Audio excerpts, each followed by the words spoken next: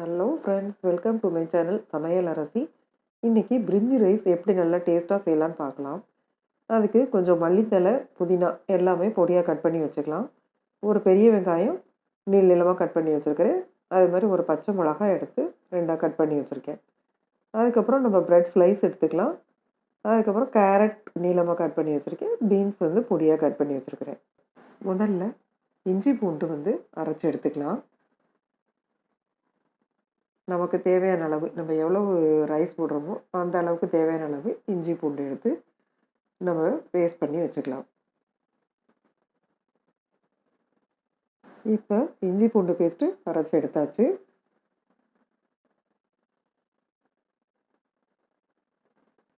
அதுக்கப்புறம் தேங்காய் கொஞ்சம் எடுத்து தேங்காய் பால் எடுத்து வச்சுருக்கேன்.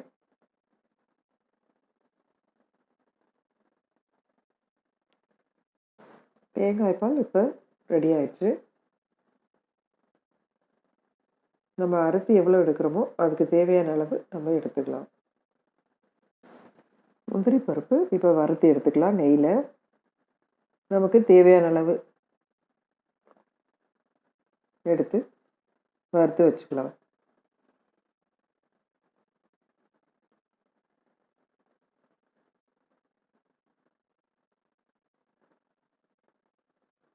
இப்போ முந்திரி பருப்பு ரெடி பண்ணி வச்சாச்சு. அதுக்கப்புறம் கொஞ்சம் ஆயில் சேர்த்துருக்கேன். அதில் நம்ம ரெடி பண்ணி வச்சுருக்கிற ப்ரெட் பீசஸை போட்டு வறுத்து எடுத்துக்கலாம்.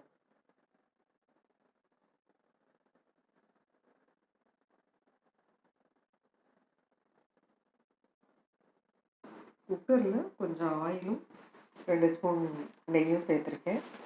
அதில் நம்ம சோம்பு போட்டு முதல்ல அரைச்சிக்கலாம்.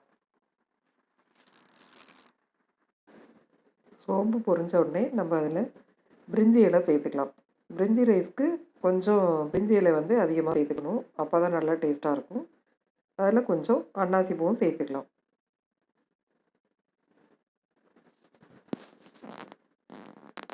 இது ரெண்டையும் நல்லா மிக்ஸ் பண்ணி விட்டுக்கலாம்.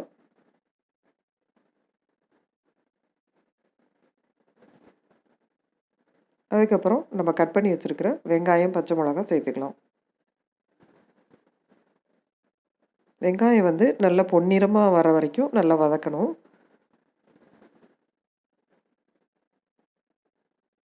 அப்போ தான் அது இந்த டிஷ்க்கு நல்ல டேஸ்ட் கொடுக்கும்.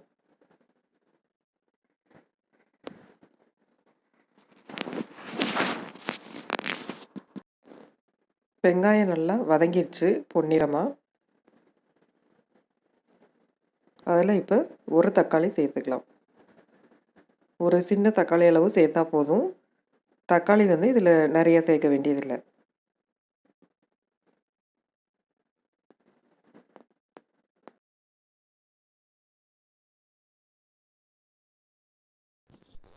வெங்காயம் தக்காளிலாம் இப்போ நல்லா வதங்கிருச்சு.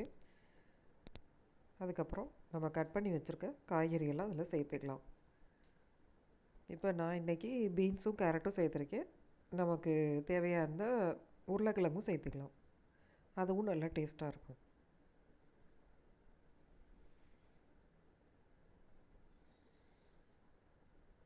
காய்கறியெல்லாம் சேர்த்து நல்லா மிக்ஸ் பண்ணி விட்டுக்கலாம்.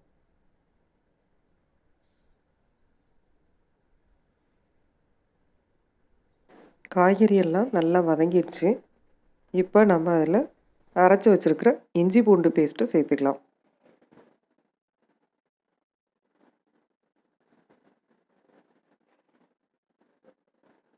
இஞ்சி பூண்டு பேஸ்ட்டு சேர்த்துட்டு கொஞ்சம் நேரம் அதை நல்லா மிக்ஸ் பண்ணி விட்டுக்கலாம்.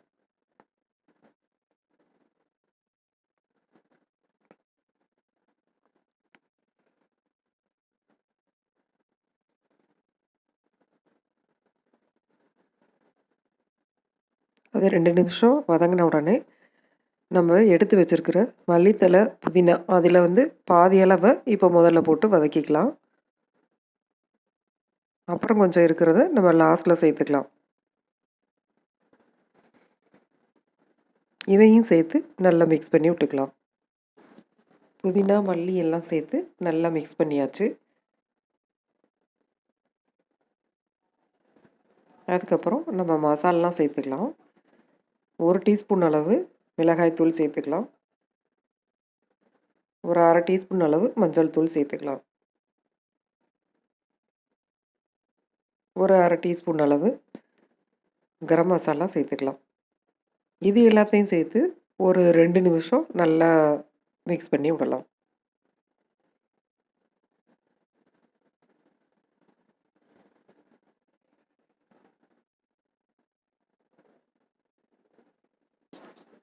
பிரிஞ்சி வந்து பாஸ்மதி ரைஸ்லேயும் செய்யலாம், ஜீரக சம்பா ரைஸ்லேயும் செய்யலாம்.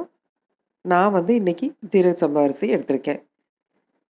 அதை கழுவிட்டு ஒரு 20 நிமிஷம் அளவுக்கு ஊற வச்சு எடுத்திருக்கேன். இப்போ நம்ம அரிசி அதில் சேர்த்துக்கலாம். அரிசியை சேர்த்துட்டு ஒரு 2 நிமிஷம் அதில் மிக்ஸ் பண்ணி விட்டுக்கலாம்.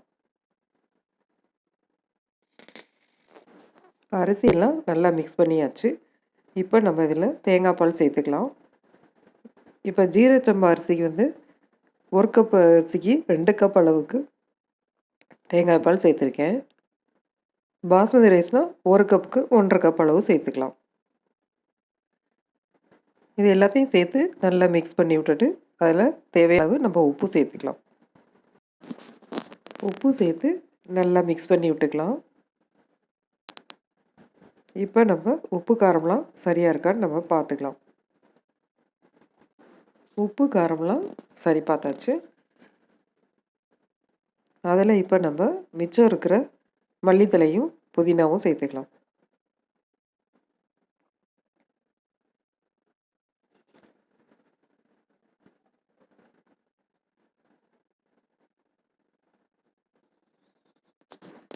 இப்போ லாஸ்ட்டில் நம்ம ஒரு 2 ஸ்பூன் அளவுக்கு நெய் சேர்த்துக்கலாம்.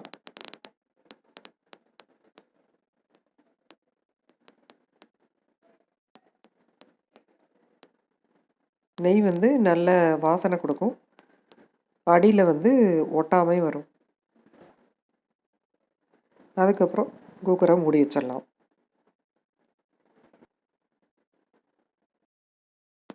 குக்கரில் வெயிட் போட்டுட்டு லோ ஃப்ளேமில் 10 நிமிஷம் வச்சு குக் பண்ணி எடுக்கலாம். 10 நிமிஷம் ஆயிடுச்சு. இப்போ குக்கரை திறந்து பார்க்கலாம். பாருங்கள் எவ்வளோ சூப்பராக பிரிஞ்சி ரெடியாக இருக்குன்னு. நல்ல வாசனையோடு இருக்குது.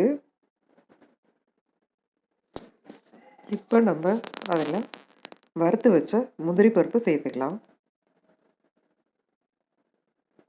அதுக்கப்புறம் நம்ம வறுத்து வச்சுருந்த ப்ரெட்டெல்லாம் சேர்த்துக்கலாம். முந்திரி பருப்பு ப்ரெட்லாம் வந்து லாஸ்ட்டில் சேர்த்து மிக்ஸ் பண்ணி விட்டோம்னா அது நல்ல மொறுமொறுப்பாகவும் நல்ல டேஸ்ட்டாகவும் இருக்கும்.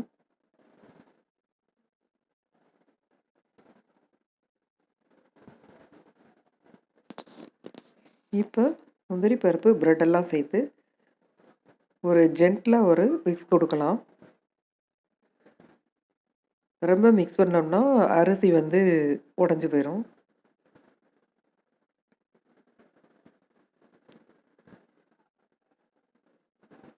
இந்த அளவுக்கு லைட்டாக மிக்ஸ் பண்ணி விடலாம். இப்போ பாருங்கள் பிரிஞ்சி ரைஸ் எவ்வளோ சூப்பராக ரெடியாக இருக்குன்னு. ரொம்ப டேஸ்ட்டாகவும் இருக்கும். நீங்களும் ட்ரை பண்ணி பாருங்கள். இந்த சேனலுக்கு லைக் பண்ணுங்கள், ஷேர் பண்ணுங்கள், சப்ஸ்கிரைப் பண்ணுங்கள். அப்படியே பக்கத்தில் இருக்க பெல் ஐக்கனை கிளிக் பண்ணுங்கள். அதில் ஆல்ன்ற ஆப்ஷன் வரும், அதையும் கிளிக் பண்ணுங்கள்.